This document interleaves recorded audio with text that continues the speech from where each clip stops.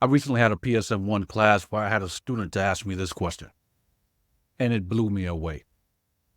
The student asked, Scott, how do you know when to use what Scrum Master hat? I'm like, whoa. I definitely wasn't expecting that, but that was a phenomenal, amazing question. I got to thinking about that question. I want to take it up to another level for you today. I did answer the student's question in great detail, but I didn't have all the props that I have for you today. So, if you don't know, a Scrum Master wears at least 4 hats. We have a teacher hat, coaching hat, a mentor hat, a facilitating hat. Those are the 4 most common, but there are more if you didn't know that. So I'm thinking for this video today, I want to give you some props, and we're going to decide this together. What hat should you use when is what we're going to talk about today. How about this hat? Should I use this hat? CSI. At Scrum Academy, CSI stands for Complete Scrum Investigation. Should I use this hat? What about this hat? The Scrum Police hat. Should I use this hat? What would be a situation that would warrant you to use this hat? I'm thinking about the notorious BIG. I'm sorry. I'm thinking about the notorious Scrum Dom. Could it be your team is in need of the Scrum Police because of the notorious Scrum Dom? Perhaps. Or maybe, what about this hat? This hat looks like you get ready to go out on a golf course and it looks like it's going to be a hot summer day and you look like you might be in chill mode. Would this hat work? Would this be the appropriate hat to use right now on your Scrum team? I don't know. What about this hat? Is it time to go on vacation? Y'all gonna make me lose my mind up in here? Is it time to go on vacation? I don't know. What hat to use when? Ooh, baby. What about this hat? Would this be the right hat for the situation you're dealing with? I don't know. Is it time to play the Scrum game according to the rules of the game and put your referee hat on? Perhaps that's the hat you need to have on at this particular stage of your team's development.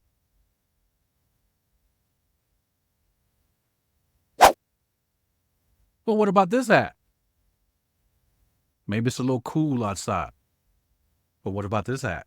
Maybe you need to pull out the skull cap or toboggan, whichever one you like, depending upon where you are in the world. Is this the right hat we need to be wearing for our Scrum team right now? I don't know. Do you know? And then finally, maybe, just maybe, this is the hat. When I look at this hat, I think about art. I think about creativity. I think about style. I think about just classic. I'm a classic, man. Woo! Oh, I'm about to play that jam today, y'all. I'm a classic, man. Woo! Oh, y'all got me jamming. Y'all got that jiggle in my head. But you know what? Now, there are 8 documented stances, 8 documented hats. Most Scrum Masters are wearing about 4 of them. I created one called the referee hat. Since I got my creativity hat on, you do realize you have the ability to create whatever hat you need to help your team get to wherever it is they want to go. So let's take, for example, hey, maybe I'll just use this as a hat. This is my hat that I'm going to use to take my Scrum team from where they are to wherever they need to be. Maybe this is the hat to take our team from where they are currently today to take them to the Agile sphere for them to be great and legendary. We're going to play that Scrum Academy intro. Then when I come back, I'm going to give you a model so that you would know when to wear what hat. See you back in a moment.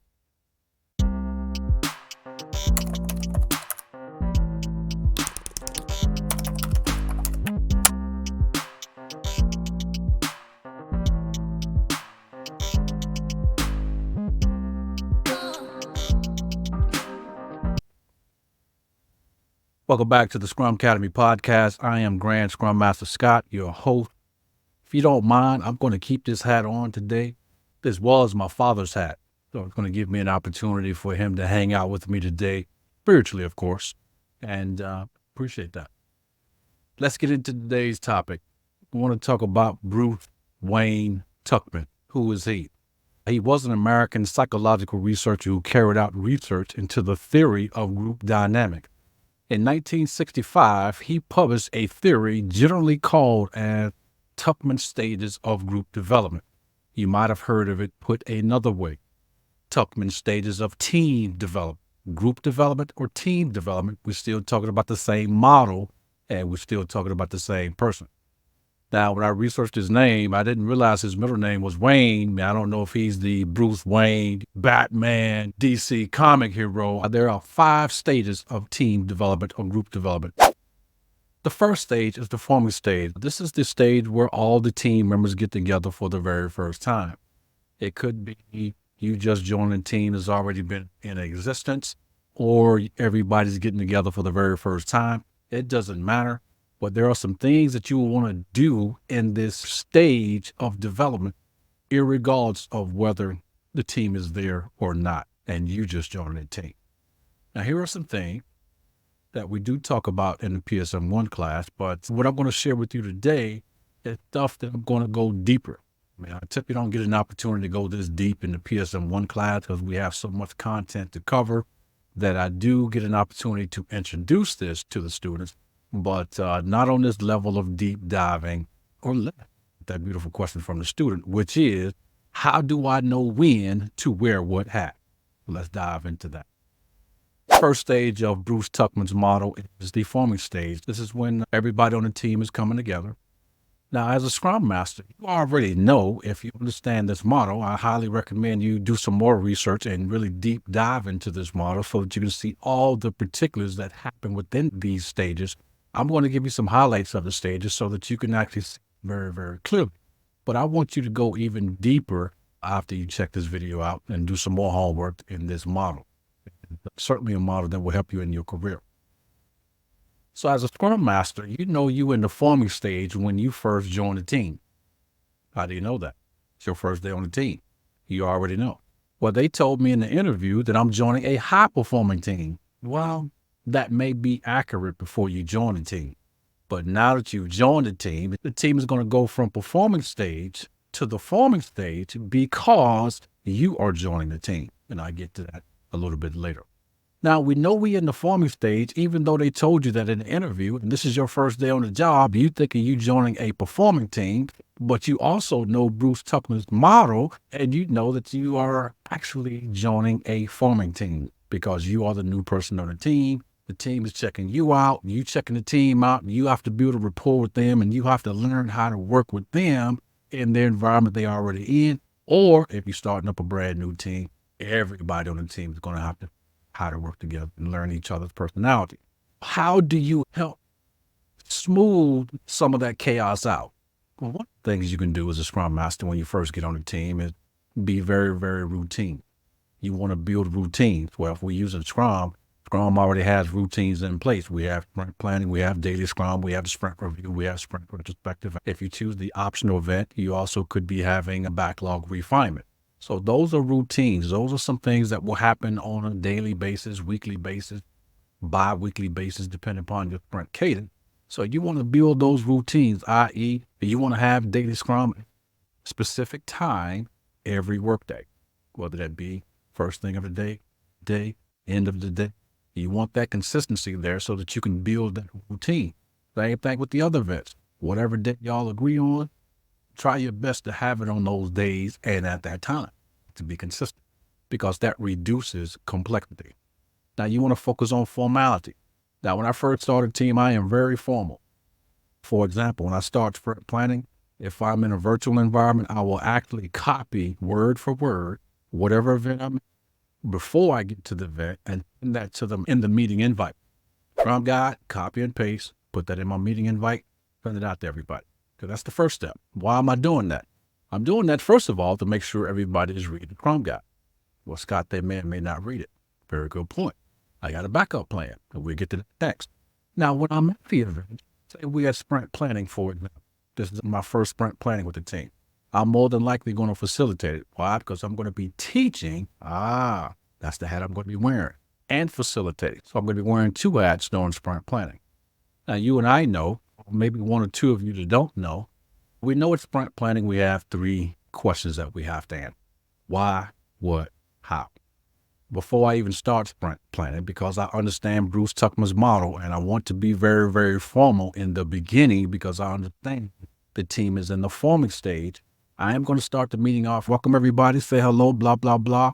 Then I'm going to go into the objective of the event. Hey, we had sprint planning. Did y'all get a chance to read that in the invite? If not, that's okay. I'm going to go over it anyway, right? Exactly. Hey, we had sprint planning protocol. Do you have an objective for the sprint? Yes. Hopefully they're going to say yes. Developers, you got a chance to look at the backlog so you have an idea what questions you have? Yeah. Protocol, what is your objective? They give us the objective. We begin our collaboration and go on through what the Scrum Guide said sprint planning should look like. Again, we have three questions to answer. Why? Where we're going to get our sprint goal. What? Developers go to product backlog, select the items they need for that particular sprint to accomplish the sprint goal. And then we're going to go to the how. This is where the developers are going to go talk amongst themselves and figure out how to get the work done for the particular sprint. Now, at the farming stage, as a Scrum Master, you should be doing a lot of observing. What are you observing? You're observing their behavior. You're observing their knowledge of the Scrum Guide. You observing their embodiment of the Agile principle and other methodologies or frameworks that you may have in your environment. I'm thinking about lean methodology. Remember, Scrum is founded on two things, empiricism and lean methodology. So you're looking for those things as well. Are we really acting like a lean team? Lean methodology means, for those of you who do not know, lean methodology is all about eliminating waste, the waste of time, the waste of steps. Anything that you can think of that is wasteful pretty much is covered by the umbrella of lean methodology. Okay. Now, in the formal stage, you really won't see any conflict on the team at this stage. Why? Because everybody's formal. Everybody's getting to know each other. It's kind of like mom and daddy told us when we was younger. Your first impression is your best impression, right? Right. We showing our very best selves when we first meet a person. It's not all of ourselves. It is our very best self, not the complete person. Just the best part of us is what we're going to introduce people. So that is the forming stage. So I like to think about the forming stage, to give you an analogy. I like to think of the forming stage on a team as if everybody has their Halloween mask on. You know you're dealing with people, but you also know you're dealing with the mask. So what hat or hats will you be wearing in this stage? Well, you're definitely going to be wearing your teaching hat, and you're definitely going to be wearing your facilitating hat if you facilitate the events as a Scrum Master. Again, my strategy, I do it for the first 30 days. Why? Because I typically don't assume anything, but I always assume that whatever Scrum team I'm going on, you're going to be Scrum done. And I haven't been let down yet with that assumption. So I already know before whatever Scrum team I'm going on, I'm going in with the teaching hat first and my facilitating hat. After about 30 days, I can see the team is getting comfortable with me. I'm getting comfortable with them. We're building routines. And let's say we now go to the second phase of team development, which is the storming stage. Now we get into the storming stage. Now, this is where the team discovers that teamwork is not easy. It is very, very difficult than what they expected. So we'll begin to get a little conflict. This is where it's a good idea for you as a Scrum Master to have researched some conflict management techniques or models, in case when conflict happens, that if you need to use one of those models to help the team get past that conflict and get on the other side of that. In the storming stage, how do you know when you can hear conflict, differences surface? That's another thing you would see in the stage. I mean, what? You would see people working more with themselves than with the team. They just need that time, just like you and your family. Yeah, you may do family things together, but you also need you time. I need me time. And you're able to see that on your Scrum team with your naked eye. And the third stage is the norming stage. This is where the team moves beyond the storming stage and begins to function as a team. This is also the stage that if I'm going on to a team that say they already been doing Scrum, this is the stage where I do a team working agreement. Typically for me in my environment, If it's not a brand new team where we're taking from some other methodology and bringing them over here to Scrum and Agile, that's the exception to the rule. In most cases, I'm going on to a team that's already been doing Scrum for months, if not years. So I'm not going to do a team working agreement until we get to the norming stage. And I can see that with my naked eye on the days that all I have is daily Scrum. Now, I give you an example of the forming stage. That would be like your Halloween mask on your face. Scott, can you give me an example of the storming stage? Yes, I can give you an analogy of the storming stage. That would be like you've taken the mask off your face, but you still have it in your hand. But we can see you now. We see the real Slim Shady. Very nice. We're making progress. Now, in the norming stage, which is the stage we're talking about now, this is like you have taken that mask off your face. In the forming stage, you have the mask in your hand in the storming stage, and now you put that mask down on the table and you're ready for everybody to see the real Slim Shady, to see who you are, the real person. All of you, good, bad, and the other. And that's what we need. Scrum requires you to bring your true and authentic self. Remember the principle of empiricism. We got to be transparent with each other. It's easy for you to be transparent with the whole team if you are being you. If you're not being you, it's hard to be transparent. And to give you an example of that, I'm a recovered perfectionist. I used to wear perfectionism as a badge of honor on my shoulder until I read the book called The Four Agreement. And that changed my perspective on perfectionism. Then the other thing you got to think about, to my perfectionists out there, if you're a perfectionist, you're not authentic. And most people can't relate to you. A non-perfectionist person can't relate to a perfectionist person because you look like nothing's ever wrong with you. You look like everything is always great, okay? So that's what you should expect and see in the forming and the storming stage, because we all have our mask on, right, to protect ourselves. Great psychology. So the norming stage, this is where I would do team working agreement at this stage, because people are ready to get down and let's do this thing. We looking like a team now, not just a group of individuals. We're looking like a team. And this is the point where I put on my coaching hat. And then a team working agreement will be one of the things I do. I want to create some standards. Also may really take a deep dive into the definition of done. Of course, we create the definition of done before we even started the sprint, before we even started Scrum. But this will be an opportune time for us to look at the definition of done and see if we can't take it up quite a few notches from where it currently is. Now that they're serious and now that they're transparent and we feel comfortable talking and sharing with each other, that's why I want to wait till at least we get to the norming stage so that we can have a better, open, more robust team working agreement and definition of done if we do it that way, because we know where the team is in their stages of development and stage 3, the norming stage. So just to recap the hats I have on the first stage, the norming stage, I have my teaching and facilitating hat on. For the storming stage, which is the second stage, now we're in the norming stage, which is the third stage, I have my coaching hat on to help the team move through these different challenges that they will face in these stages of development. So now that we're in the norming stage, I have the team working agreement in place.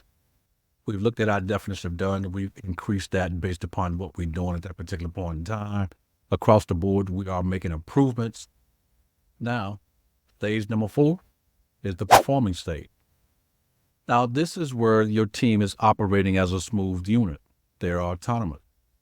This would be like, for those of you who watch Nanny McPhee, this would be like at the end of the movie where Nanny McPhee has put herself out of a job because she's built a collaborative team. She did that from the time she walked into the house on the very first day. Now, fast forward to the end of the movie, what does that look like so that you can see it? Okay. Now, what that looks like is your team is not coming to you for all of the impediments to remove. They remove impediments that are within their power to remove. And if they have something that's outside of their scope, outside of their abilities, then yes, they come to you as the Scrum Master. Outside of that, just like you saw in the movie Nanny McPhee, imagine the developers are talking to each other and the Scrum Master is right there beside them. It's almost as if you are invisibly present. Good job. You are in the process of building a legendary team, because that's what it looks like. One of the books I love is Scrum Mastery by Jeff Watts. It identifies that a Scrum Master's job is to make themselves redundant, aka put yourself out of a job. That's how you know if you're a great Scrum Master and also building a great team. Your team is not dependent upon you to do whatever they need to do. We still have 3 roles. We still have 3 different accountabilities. We still have plenty of things to do. When get your team up to that level, now we can go serve the organization and do some other things. Maybe bring some more teams over to Scrum. Whatever the case may be, there's always something to do. Don't worry about putting yourself out of a job and then they're going to fire you. No, there's going to be more Scrum teams who need to accomplish what you just achieved with your team to become great. How many great Scrum teams do you know? How many have you seen? Have you seen every Scrum team you've seen has been great, been legendary? Wow, I've seen that. Which means what? There's an awful lot of work to do. And then the 5th stage is the adjourning stage. The adjourning stage is at some point in time, the project is going to be over. At some point in time, the team is going to disperse and maybe go to another team. Maybe a person quits on a team, go work for another company. Whatever the case may be, that is the adjourning stage. Now, I don't want you to think that we go from stage 1 to 2 to 3 to 4 to 5, and it is a linear journey. No, we can go from the forming stage to the storming stage and then back to the forming stage, depending upon what happens. If that happens, typically because a new member joined a team or a member left. Same thing. We can get all the way up to the 4th stage of development, which is the performing stage. Somebody leaves the team, somebody joined the team. We're going to go back to the forming stage. So, Scott, what does all that mean? Well, if you know what stage you are in team development, it lets you know clearly what hat you need to have on. So let's recap. If you're in the forming stage, you're going to have your teaching and your facilitating hat on. If you're in the storming and the norming stage, you're going to have your coaching hat on. For me, at the performing stage, that is about 90 days of me being on a new Scrum team. And at this stage, this is where I'm going to take off my coaching hat, and then I'm going to put on my mentor hat. And again, to give you a visual of what that looks like, Nanny McPhee, the movie, will help you see clearly what I'm talking about as a visual in what I just said. Very nice. So that is Bruce Tuckman's work. Hopefully you got super duper value out of that in terms of how you knowing the 5 stages of development also helps you know which hat to wear when, at what stage of development to help your team get through, navigate through things that may come within that stage of development. And there you have it, ladies and gentlemen. I've introduced you to 8 hats. We've deep dived into 4 of the 8 hats. I have other videos on some of the others. When should you wear your police hat? I wear my police hat to some degree in the first 30 days. I have a series called CSI, Complete Scrum Investigation, where I got my police uniform on, my main character. I had such a joy creating that series. It's not done yet. It's been so many things I want to get to. I just haven't got back to it yet. But we're still looking for the notorious Scrum Dom. We will be forever looking for the notorious Scrum Dom, because there will be some Scrum team that's just not quite there. That's probably going to be the majority. So we have plenty of work to do as Scrum Master. And the other video I did was one on referee. Really, after the first 30 days, I look more like a referee than an actual coach. So I did a video on that. I gave you a ton of value in that particular video as well. So for those of you who haven't taken a class with me yet, you got an opportunity to see my teaching style. Hopefully you enjoyed it.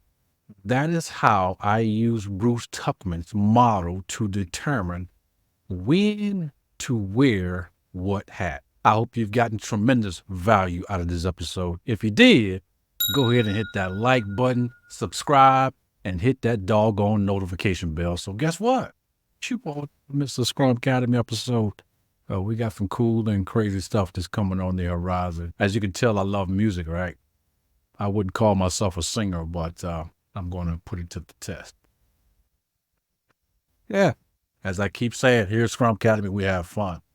But for those of you who haven't taken my PSM1 class, I look forward to seeing you in class very, very soon, so that you can have your transformative experience, so that you can learn what you need to know, so that you can build a great team. It's not as hard as you think. With the right teacher, with the right information, certainly you could make that happen too, for yourself and for your team, for your organization. They will all appreciate you. You will have fun doing it the right way. You will have more time to spend with your family, more time to do whatever it is you like. You will have a nice work-life balance, not be stressed, travel the world, see the world, and make tons of money doing so. That's what we're about here at Scrum Academy. We're all about mastery and creating millionaires. At this particular point, I've taught thousands in the PSM1 class, and I'm super duper excited about those students, but now it's time to take it to the next level. Now that you got this mastery thing down, let's go ahead and focus on your money. Yeah, so if we can't expedite your journey to making that $1 million mark. So thank each and every one of you for purchasing the book.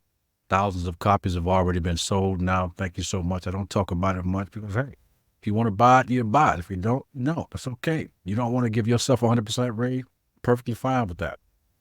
I'm going to give myself as many raises as I can handle. Okay? So, I'm not worried about you. Yeah. So no worries. So thank each and every one of you for those of you who have purchased the book and just about ready to go public with the serious Scrum Master classes and give yourself 100% raise challenge. Just about ready to do that. Just getting some things in place so that when I start it ain't no stop. I'm thinking about the song, ain't no stopping us now. We on the move. They don't know. Woo! Oh my God, I got 2 songs to play today, right? I'm a classic man. I got to play it. I'm thinking about my students in Lagos, Nigeria. As you can tell, I love teaching. Probably the longest class that I taught was in Lagos, Nigeria with the Learnter cohort. Shout out to you, Learnter. Shout out Lagos, Nigeria. I really shout out to my students all over the world, not just Lagos, but they popped up in my mind because I know that is the longest professional Scrum Master class I've ever conducted. The class is 2 days, 16 hours, 2 8-hour days. I think that particular class, we went 10-hour days. Yeah, 20 hours of training. They just wanted it. I'm the type of teacher, if you want it, I'm going to give it to you, you know. I just got to give it. Yeah. I learn to teach, and I teach to learn. But there's an exchange here. So, again, I look forward to seeing you in the next Scrum Academy, Professional Scrum Master class, or whichever one you desire. They're all legendary. They all going to be a transformative experience for you. As always, be agile. Do Scrum, because it will work. If you do it, it will work. The question is, are you working it? It will work if you work it. Be agile. Do Scrum. And I want you to be super duper legendary in all of your endeavors. And not only that, I want you to make millions. I'll see you in the next